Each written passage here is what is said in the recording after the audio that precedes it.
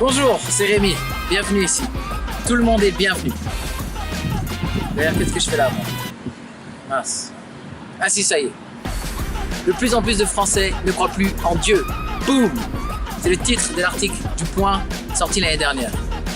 En fait, si on regarde dans les stats, 21% de Français se disent athées convaincus. 21% de Français, ça veut dire 2 fois plus qu'il y a 40 ans. Et ça veut aussi dire qu'il y a 79% de quoi? Bah, de non-athées. Ça fait quand même beaucoup de non-athées. Moi, quand j'étais athée, je croyais que bref, la majorité des gens étaient athées et qu'il restait quelques fous furieux qui croient en des licornes. Je croyais que nous, athées, nous étions une norme sociale.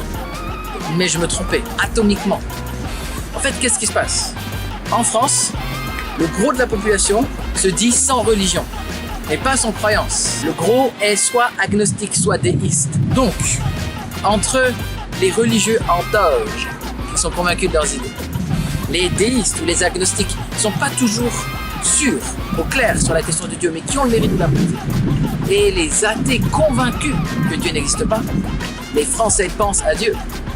Très fort pour une personne qui n'existe pas. Moi, je débat régulièrement, dans le privé, dans le public, avec des gens de toute confession, toute religion, sans distinction.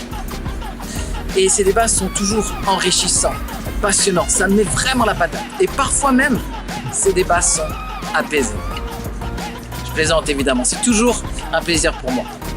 Ce que je fais, c'est que j'essaie de partager le plus sincèrement ce que je crois être vrai, à savoir que Jésus existe et que Jésus cherche personnellement une relation avec chaque individu. Oui, en ayant creusé un peu, j'affirme que la question de Dieu est vivante aujourd'hui en France. Il n'y a qu'à regarder nos amis zététiciens pour être encore plus convaincus de ça. Donc qu'est-ce que je fais là? Je nourris le débat. Sur ce site, je présente des réflexions, des articles, des enseignements, des formations qui expriment la pensée de la Bible en dialogue avec toutes les religions et toutes les philosophies. J'y défends l'idée que Jésus est non seulement une personne de l'histoire, mais qu'il est la seule personne par laquelle vous pourrez connaître Dieu.